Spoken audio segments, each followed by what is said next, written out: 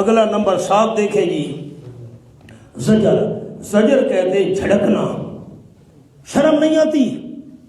یہ گندے مطالبے، غلط سوال، خاموش، چپ کرو، شرم نہیں آتی؟ تو اب یہ اس کو کہتے ہیں جھڑکنا۔ اللہ ان کو ناجائز مطالبات پر جھڑکتا ہے۔ کیا لکھا میں نے؟ منکرین دعویٰ کو ان کی ناجائز حرکات پر جھڑکنا۔ مثلاً سورۃ حامیم المومن آیت نمبر 83، 24واں پارہ کھولیں جی۔ اللہ ان کو جھڑک دیتا ہے۔ 429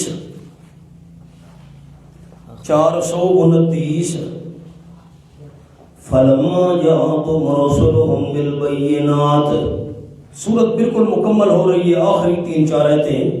فلما جاءتهم رسلهم بالبينات، جب لے آئے ان کے پاس ان کے رسول صاف صاف دلائل، صاف صاف دلیلیں لے کر اللہ کے پیغمبر آئے تو فارغ ہو، یہ زجر ہے، وہ آکڑے رہے۔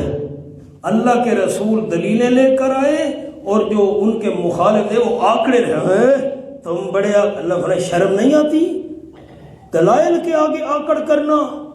صاف صاف پیغمبر بینات اور دلیلیں لے کر آئے اور پھر آکڑ اور تکبر میں آ جانا، شرم نہیں آتی؟ اس کو زجر کہتے ہیں۔ اللہ ان کو ڈانٹ رہا ہے، شرم کرو، دلائل کے آگے آکڑتے ہو۔ فلما جاءتهم رسلهم بالبينات، جب لے آئے ان کے پاس ان کے رسول صاف صاف دلیلیں، فارغ ہو، وہ آکڑے رہے، بما عندهم من العلم، اس چیز کے ساتھ جو ان کے پاس علم میں سے تھا، جو ان کا علم تھا نا۔ ساکو ضرورت کو نہیں دلیلاں دی اپنے کول رکھ، ساکو سارا علم کافی ہے، ہاں بڑی دلیلاں گھن کے آ گئے ہو۔ یہ اللہ کہتے ہیں شرم نہیں آتی ان کو۔ وہاں کا بہما کانو بھی یستہزئون، اور گھیر لیا ان کو اس عذاب نے جس کے ساتھ مذاق کیا کرتے تھے۔ میری طرف دیکھیں، میں ایک جملہ چھوٹا سا عرض کروں۔ بعض اوقات بہت بڑی بات کرنے لگا ہوں، آپ دیکھیں میری طرف، طالبات ہماری مسورات بھی توجہ کریں۔ اگر کوئی ایسی بات، کوئی ایسا کام اللہ کے پیغمبر سے ہو جائے جو پیغمبر کی شان کے موافق نہ ہو نا، تو اللہ پیغمبر کو تنبیہ کرتا ہے۔ میں یہاں زجر کا لفظ نہیں بول رہا، ڈانٹ والا لفظ نہیں بول رہا، جھڑک والا لفظ نہیں بول رہا۔ کوئی ایسی بات اور کوئی ایسا کام جو پیغمبر سے ہو گیا، گناہ نا، خیال کرنا، گناہ سے تو پیغمبر پاک ہوتا ہے، گناہ کی ارادے سے پیغمبر پاک ہوتا ہے۔ کوئی ایسا کام جو نبی کی شان کے موافق نہ ہو، شان کے مناسب نہ ہو، ایسا کوئی کام ہو جائے، اللہ اپنے پیغمبر کو تنبیہ کرتا ہے۔ وہاں ہم لفظ زجر والا نہیں بولیں گے، وہاں لفظ ہم تنبیہ والا بولیں گے۔ اب دیکھیں نا، نوٹ میں نے لکھا ہے، بیٹا پہلے نوٹ پڑھ لیں۔ بعض اوقات انبیاء کرام علیہ السلام کو خلاف اولا، یہ کیا لفظ ہے؟ خلاف اولا۔ خلاف اولا مانا جو کام ان کی شان کے مناسب نہ ہو، خلاف اولا کے ارتکاب پر تنبیہ کی جاتی ہے۔ اب سورۃ ہود دیکھیں، آیت نمبر 46، 12واں پارہ۔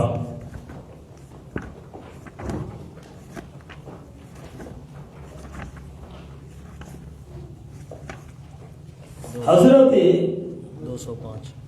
205 صفحہ 205۔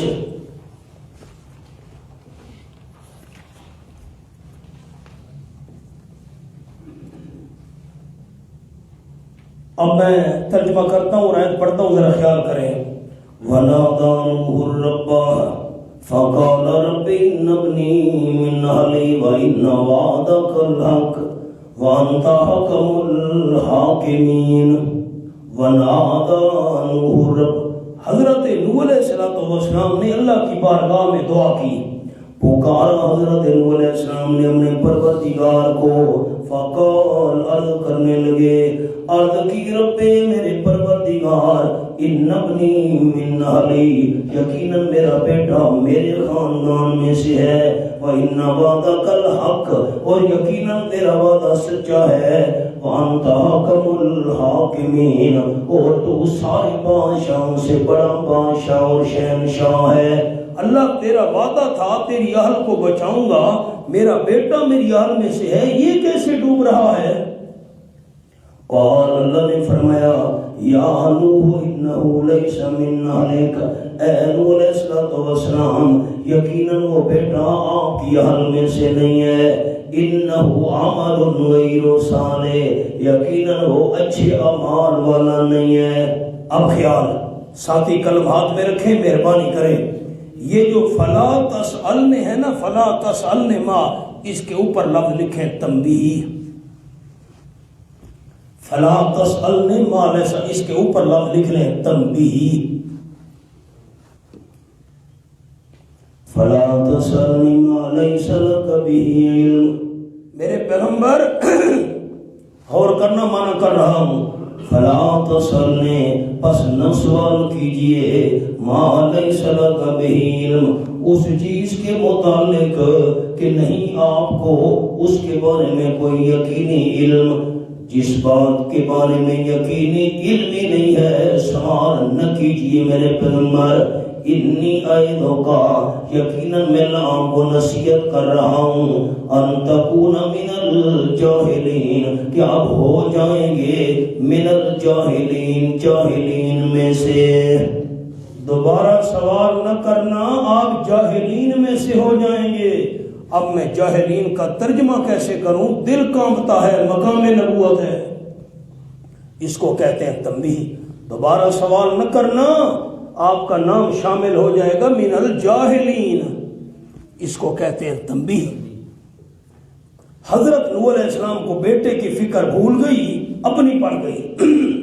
قال رب انی اعوذ بک، عرض کرنے لگے میرے پروردگار یقیناً میں تیری پناہ میں آتا ہوں، ان اسألک ما لیس لی بہ علم، کہ میں سوال کروں اس چیز کا کہ نہیں میرے لیے اس کے بارے میں کوئی یقینی علم، جس بات کا مجھے پتہ ہی نہیں ہے۔ اللہ میں تیری پناہ میں آتا ہوں، میں سوال کر بیٹھا، وَإِلَّا تَغْفِرْ لِي، مجھے معاف کر دے، اگر تو نے مجھے معاف نہ کیا، وَتَرْحَمْنِی، تو نے مجھ پر رحم نہ کیا، أَكُن مِّنَ الْخَاسِرِينَ، میں نقصان پانے والوں میں سے ہو جاؤں گا۔ آپ نے مجھے جواب دینا ہے ساتھیوں نے، محبت سے آپ کے لیے میں دعا کروں گا، میرا وعدہ ہے انشاءاللہ۔ حضرت نوح علیہ السلام اللہ کے پیارے نہیں تھے، میں ڈھلا جواب نہ سنا، تھوڑے پیارے تھے۔ ساری امت کے پیارے جمع کریں، جتنا پیار اللہ کو پیغمبر سے ہوتا ہے پوری کائنات میں کسی امتی سے نہیں ہوتا۔ تو نوح علیہ السلام اللہ کے پیارے تھے، بیٹا ڈوب گیا، اللہ سے سفارش کی، بیٹے کو بچا لیا جی۔ پھر ایک بندہ کھڑا ہے، بھئی آپ کیوں سجدہ کر رہے ہیں وہاں، منت منوتی نظر بادشاہ اللہ دے پیارے نا، انہاں محنتاں کیتی ہوئی ہیں، اللہ ہماری سنتا نہیں، ان کی موڑتا نہیں۔ اچھا یہاں تو اللہ نے پیارے نوح علیہ السلام کی بات موڑ دی۔ اب یہ بات سچی ہے کہ اللہ ہماری سنتا نہیں، ان کی موڑتا نہیں، آپ نے انصاف کرنا ہے محبت سے۔ دوستوں نے دربار اور مزار پر کھڑے، اللہ ہماری سنتا ان کی، یہ بات سچی ہے یا قرآن سچا ہے؟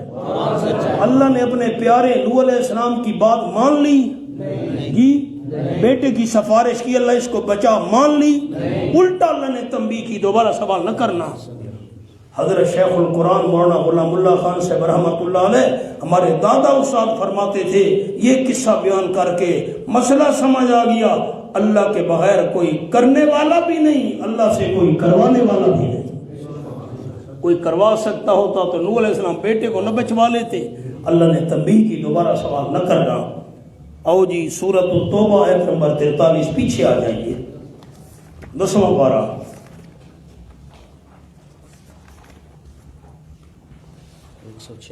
176 صفحہ۔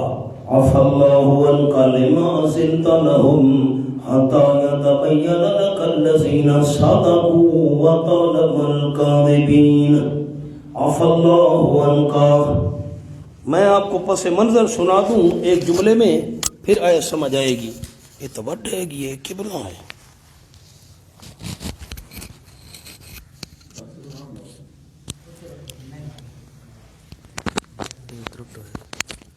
اچھا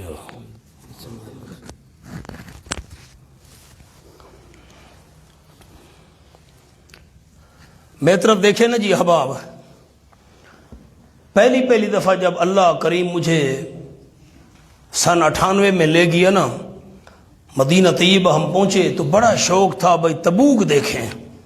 تو جب ہم مکہ شریف سے مدینہ طیبہ پہنچے تو مدینہ طیبہ میں شہر سے باہر بورڈ لگا ہوا تھا تبوک 699 کلومیٹر۔ اے خدایا 699، خود میں نے بورڈ پڑھا، 700 کلومیٹر۔ تو تبوک کے سفر پر جانا تھا، آپ صلی اللہ علیہ وسلم نے صحابہ سے فرمایا تیاری کرو۔ تفصیل تو ہے سورۃ التوبہ میں، اللہ نے توفیق دی تو وہاں میں تفصیل سناؤں گا، اب میں صرف ایک جملہ سناتا ہوں۔ منافق آ گئے، حضرت میرا گھر کل ہے جی، اگر میں نے چھٹی نہیں چھوڑواتے میں نال نہ آمہا، میں جہاد پر رہا ہوں تبوک، گھر اکیلا ہے۔ اچھا اور آ گیا، حضرت جی بچے بیمار ہیں، میں چلو ٹھیک ہے تم نہ ہو۔ حضرت وہ مجھے بخار ہے جی تم نہ ہو۔ حضرت جی فلاں مسئلہ ہے جی چلو تم نہ ہو۔ اللہ نے فرمایا نہ میرے پیغمبر، اب غور کرنا بڑی عجیب بات ہے، اللہ نے فرمایا نہ میرے پیغمبر، آپ نے کیوں ان کو چھٹی دی ہے؟ آنا انہوں نے جہاد پر پھر بھی نہیں تھا، میرا جملہ غور سے دوستوں نے سننا ہے، آنا انہوں نے پھر بھی نہیں تھا۔ آپ جب تبوک جاتے ہیں نا جہاد کے لیے، آنا انہوں نے نہیں تھا، اب تو ان کے ہاتھ میں بہانہ آ گیا ہے کہ ہمیں خود حضور نے چھٹی دی ہے۔ نہیں گل سمجھ آئی دوستاں ہون تا یاد ہے میں سانو چھٹی جو ملی، بھائی تم مدینے میں کیوں ہو، بھائی تم تبوک نہیں گئے، حضور سانو چھٹی نہیں دی ہے جی۔ اچھا اب تو ان کے پاس بہانہ ہے، نہ میرے پیغمبر آپ نے کیوں ان کو چھٹی دی ہے؟ اجازت دینی نہیں تھی کہ تم نہ ہو، آنا انہوں نے پھر بھی نہیں تھا، پتہ تو چل جاتا نا یہ مخلص ہیں کہ منافق ہیں، اب تو بہانہ ہاتھ آ گیا۔ اب دیکھیں اف اللہ عنکا، یہ تنبیہ ہے آپ صلی اللہ علیہ وسلم کے لیے، اف اللہ عنکا، معاف تو اللہ نے آپ کو کر دیا ہے میرے محبوب، معاف تو میں کر چھوڑا ہے، بھلا چھٹی کیوں دیتی ہوئے؟ اف اللہ عنکا، معاف تو کر دی اللہ کریم نے آپ صلی اللہ علیہ وسلم کو، لیکن یہ تو بتاؤ میرے حبیب، لما اذنتم، کیوں اجازت دی ہے آپ نے ان کو؟ اجازت تو نہیں دینی تھی، کیوں؟ حتی یتبین لک الذین صدقوا، یہاں تک کہ واضح ہو جاتے آپ کے لیے وہ لوگ جو سچے ہیں، وتعلم الکاذبین، اور آپ جان لیتے جھوٹوں کو۔ اگر آپ اجازت نہ دیتے سچوں اور جھوٹوں کے فرق کا پتہ چل جاتا۔ اب تو بہانہ ہے جی ہمیں حضرت نے چھٹی دی ہے اس لیے ہم نہیں آتے، تو اس کو کہتے ہیں تنبیہ، معاف اللہ نے کر دیا لیکن اجازت کیوں دی ہے؟ تنبیہ۔ سورۃ التحریم 28واں پارہ،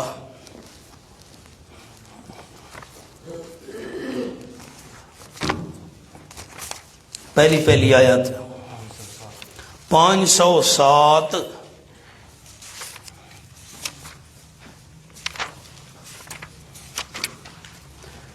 بسم اللہ الرحمن الرحیم، یا ایہا النبی لما تحرم ما احل اللہ لک۔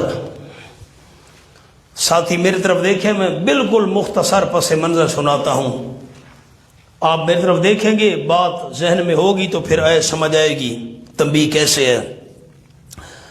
آپ صلی اللہ علیہ وسلم کی عادت مبارکہ تھی کہ عصر کی نماز کے بعد تھوڑی دیر کے لیے تمام گھر والیوں کے پاس جایا کرتے تھے۔ جب آپ حضرت زینب رضی اللہ تعالی عنہ کے حجرے میں پہنچے تو حضرت زینب نے آپ کو شہد کا شربت نہیں پلایا۔ یہ میرے الفاظ قابل غور ہیں، خیر و عافیت پوجے سے رواج ہوتا ہے۔ اب مثلا آپ 10 منٹ کے لیے ہر بیوی کے پاس بیٹھتے تھے، مثلا میں مثال دے رہا ہوں، تو جب آپ پہنچے تو حضرت زینب نے شہد کا شربت پیش نہیں کیا، کسی نے حضرت زینب کو شہد کی بوتل دی تھی تحفے کے طور پر۔ ویسے تو شہد کا مزاج گرم ہے، لیکن اس میں پانی ملا دیا جائے تو پھر شہد کا مزاج ٹھنڈا بن جاتا ہے۔ حضور صلی اللہ علیہ وسلم کو ٹھنڈی چیزیں پسند تھیں، کدو یہ ٹھنڈی سبزی آپ بڑی شوق سے کھاتے تھے۔ تو جب آپ حضرت زینب کے پاس پہنچے اور جب اٹھنے کا وقت ہوا نا، حضرت زینب نے کہا حضرت آپ تھوڑی دیر اور تشریف رکھیں، میں آپ کو شہد کا شربت پلاتی ہوں۔ آپ بیٹھ گئے، انہیں خیر شہد میں پانی ملایا، مکس کیا گیا، آپ نے پیا تو تھوڑی دیر زیادہ ہو گئی۔ دوسرے دن پھر جب آپ پہنچے تو شربت نہیں بنایا، جب اٹھنے کا وقت ہوا حضرت آپ تھوڑی دیر بیٹھے تو میں شربت، مقصد یہ تھا حضور کا زیادہ وقت میرے پاس گزرے کیونکہ ساری بیویاں محب تھیں، حضور محبوب تھے، اور محب کی تمنا ہوتی ہے محبوب کا زیادہ وقت میرے پاس گزرنا چاہیے۔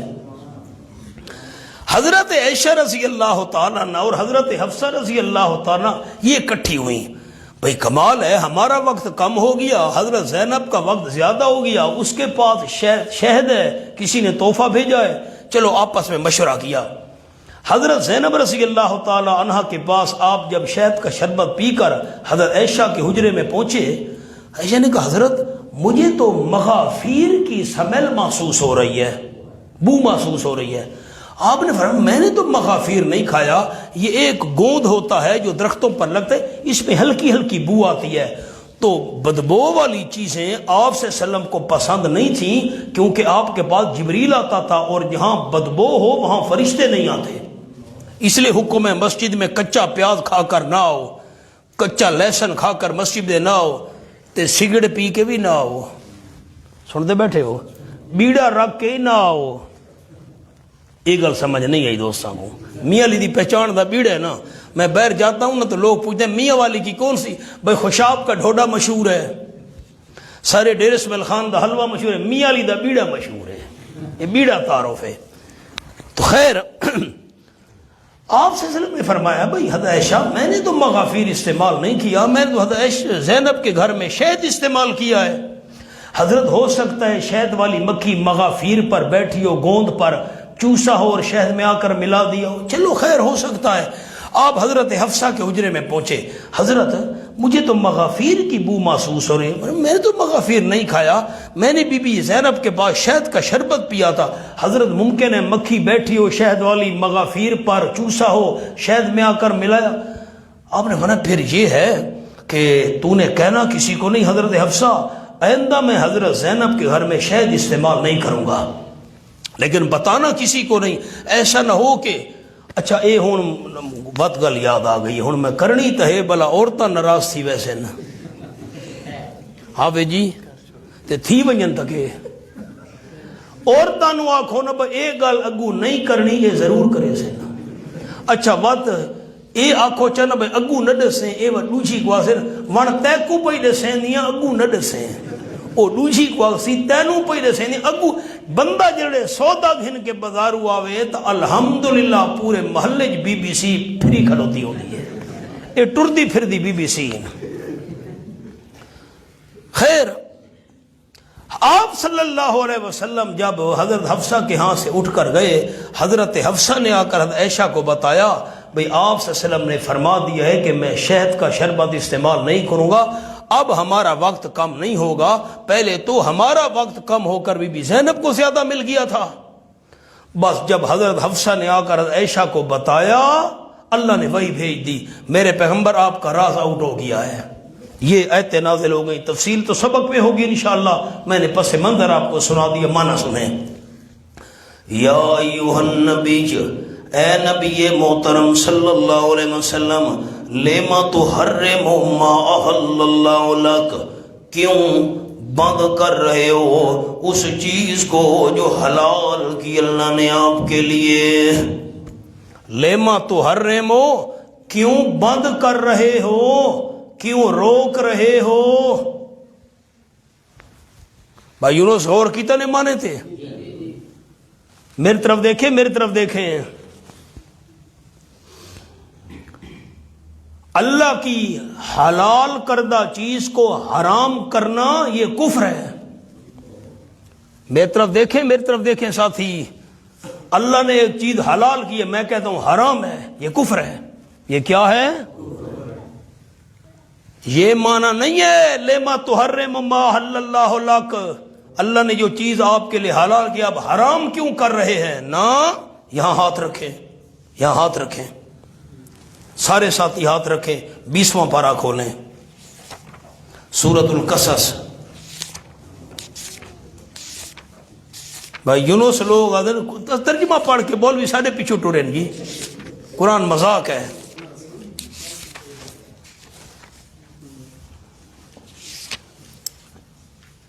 آیت بیٹا کھولنی ہے 12 سورۃ القصص، سورۃ القصص آیت نمبر 12 ہر جی 349 وَحَرَّمْنَا عَلَيْهِ الْمَرَاضِعَ مِنْ قَبْلُ۔ آیت مل گئی ہے تو پھر میں معنی کروں گا، میری طرف دیکھیں، میں پس منظر سنا دوں آپ کو ایک جملے میں۔ حضرت موسیٰ علیہ السلام کو صندوق میں سے نکالا گیا، فرعون نے کہا دائیوں کو بلاؤ، جس دائی کو بھی حضرت موسیٰ علیہ السلام دیے جاتے دودھ پلا، کسی کا دودھ نہیں پیتے تھے، اب غور دودھ نہیں پی رہے، اللہ نے فرمایا وَحَرَّمْنَا عَلَيْهِ الْمَرَاضِعَ مِنْ قَبْلُ۔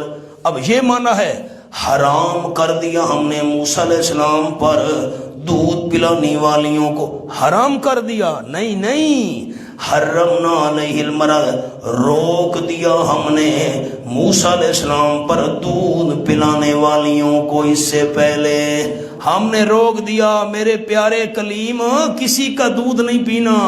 حرمنا کا کیا معنی ہے؟ روک دیا ہم نے، کیا معنی ہے؟ روک دیا ہم نے۔ آؤ چوتھا پارہ پہلا صفحہ، کوئی مشکل حوالہ نہیں، چوتھا پارہ پہلا صفحہ، پہلا صفحہ، بیٹا حوالہ ڈسو جی، صفحہ 57۔ میں دوسری سطر سے معنی کر رہا ہوں، کل طعام کان حلا لبنی اسرائیل الا ما حرم اسرائیل علی نفسہ من قبل۔ میری طرف دیکھیں، میں جملہ عرض کر دوں، حضرت یعقوب علیہ السلام کو ارق النساء کی تکلیف تھی۔ یہ ساتھی ذہن میں رکھیں، مستورات بھی یہ لفظ نساء نہیں ہے، لفظ ارق النساء ہے۔